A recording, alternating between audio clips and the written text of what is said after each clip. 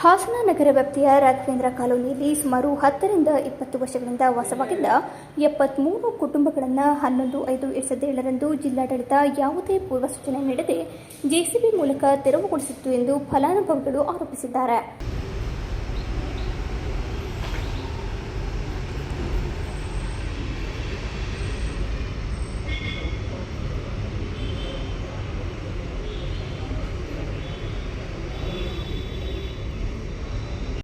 ಜಿಲ್ಲಾಧಿಕಾರಿಯವರು ನಮ್ಮನ್ನ ಅವತ್ತು ಮೊನ್ನೆ ಸೂಪರ್ ಸ್ಟಾರ್ ರೈತ ಅಂತ ಏನೋ ಇದಕ್ಕೆ ಫಂಕ್ಷನ್ನಲ್ಲಿ ಕರೆದಿದ್ರು. ಜನಪ್ರಿಯ ನಮ್ಮ DC ಅವರಾಗಿದ್ದು ಅಲ್ಲಿ ಅಧ್ಯಕ್ಷತೆನ ತಗೊಂಡಿದ್ರು. ಅವಾಗ ನಾವು ಹೋಗಿ ಮೇಡಮ್ ಅವ್ರಿಗೆ ಈ ಥರ ಬಡವ್ರು ತೀರಾ ಭಾಳ ಕಷ್ಟದಲ್ಲಿದ್ದಾರೆ. ಆ ಬೀರ್ನಳ್ಳಿಕೆರೆಯವರು, ಆಮೇಲೆ ಅಡಕನಗೂಡು ಮಾಚನಹಳ್ಳಿ ಅವರು, ತುಂಬ ಜನದ್ದು ಕಷ್ಟ ಇದೆ. ಅವ್ರಿಗೆ ದಯವಿಟ್ಟು ಅವ್ರು ಮನೆ ಮಾಡಿ ಬರ್ರಪ್ಪ ನೀವು ಆಫೀಸ್ ಹತ್ರ ಅಂತ ಹೇಳಿ ಮೊನ್ನೆ ಮೀಟಿಂಗ್ ಕರೆದಿದ್ದು. ಇವತ್ತೇನೋ ಮುಖ್ಯಮಂತ್ರಿ ಮೀಟಿಂಗ್ ಇರೋ ಕಾರಣದಿಂದ ವಿಡಿಯೋ ಕಾಲಲ್ಲಿ ಎಲ್ಲರನ್ನ ಸಂಬಂಧಪಟ್ಟಂಥ ಅಧಿಕಾರಿಗಳನ್ನು ಕರೆಸಿದ್ರು.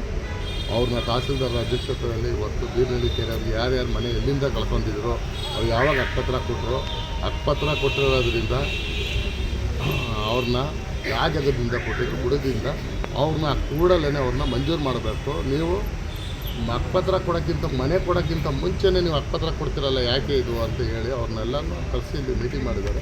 ಇನ್ನು 15 ದಿವಸ ನಮ್ಮ ಕಾಲಾವಕಾಶ ಕೊಡಿ, ನಮಗೆ ಏನೇನಾಗಿದೆ ಎಲ್ಲ ರಿಪೋರ್ಟ್ನ ಅವ್ರನ್ನ ಸಂಬಂಧಪಟ್ಟರು ಯಾರಿಂದ ಬಂತು, ಉಡದಿಂದ ಹಿಡ್ದು ನಗರಸಭೆಯಿಂದ ಹಿಡ್ದು ಆಮೇಲೆ ಏನು ಗ್ರಾಮ ಪಂಚಾಯತಿ ಅವಾಗಿತ್ತು ಸತ್ಮಂಗಲ ಪಂಚಾಯತಿ ಅವ್ರನ್ನೂ ಸಮೇತನೂ ಕರೆಸಿ ಇಲ್ಲಿ ತೀರ್ಮಾನ ಮಾಡಿ VRIನ ರಿಪೋರ್ಟ್ ಹಾಕಿಸಿ ಅವ್ರು ಎಲ್ಲೆಲ್ಲಿ ವಾಸ ಇದ್ದಾರೆ ಅವ್ರನ್ನ ಮನೆ ಕೊಡೋರಿಗೆ ವ್ಯವಸ್ಥೆ ಮಾಡೋಣ ಅಂತ ಹೇಳಿ ಇವತ್ತು ಜಿಲ್ಲಾಧಿಕಾರಿ ಅವರು ಜನಪ್ರಿಯರಾಗಿರೋರಂಥವ್ರು ಏನಾರ ಬಡವ್ರನ್ನ ಏನಾರ ಅಕಸ್ಮಾತ್ ಇಲ್ಲಿ ಏನು ಇವತ್ತು 20 ವರ್ಷದಿಂದ ಅವ್ರ ಪಾಪ ಬಡವ್ರು ಓಡಾಡ್ತಿದ್ದಾರೋ ಅವ್ರಿಗೆ ನ್ಯಾಯ ಸಿಕ್ಬಿಟ್ರೆ ಅವ್ರನ್ನ ಜಿಲ್ಲಾಧಿಕಾರಿ ಅವ್ರನ್ನೇ ಒಂದು ರೀತಿಯಲ್ಲಿ ದೇವ್ರು ಅಂತ ತಿಳಿದು ಅವ್ರನ್ನ ಒಂದು ಇದು ಮಾಡ್ತಾರೆ ಅನ್ನೋಕ್ಕೋಸ್ಕರಾಗಿ ಇವತ್ತು ನಮ್ಮದು ಹಲವಾರು ಸಮಸ್ಯೆ ಇತ್ತು. ಇವತ್ತು ಆಲಿಗೆಡ್ಡೆದಿರ್ಬೋದು, ಜೋಳದಿರ್ಬೋದು, ಗೊಬ್ಬರದ್ದಿರ್ಬೋದು, ಗೊಬ್ಬರ ಸಮಸ್ಯೆ ಇತ್ತು, ಆಮೇಲೆ ಕರೆಂಟಿಂದು ಇರ್ಬೋದು, ಎಲ್ಲದನ್ನೂ ಅದು ಮಾತಾಡಿ ಅವರು ಇವತ್ತು ನಮ್ಮನ್ನ ಸಂಬಂಧಪಟ್ಟಿದ್ದಾರೆ. ಆದರೆ ನಾವು ಇಲ್ಲಿ ನಮ್ಮ ಕೋಡಳ್ಳಿ ಚಂದ್ರಶೇಖರ್ ಇರೋಂಥವ್ರು ನಮ್ಮ ರಾಜ್ಯಾಧ್ಯಕ್ಷ ಅವತ್ತು ಮೊನ್ನೆ ಆಫೀಸು ಉದ್ಘಾಟನೆ ಇದ್ದಾಗ ಜಿಲ್ಲಾಧಿಕಾರಿ ಅವ್ರ ಕಚೇರಿ ಅವ್ರನ್ನ ಮಾತಾಡಿ ಸಂಬಂಧಪಟ್ಟವ್ರನ್ನ ಬಡವ್ರನ್ನ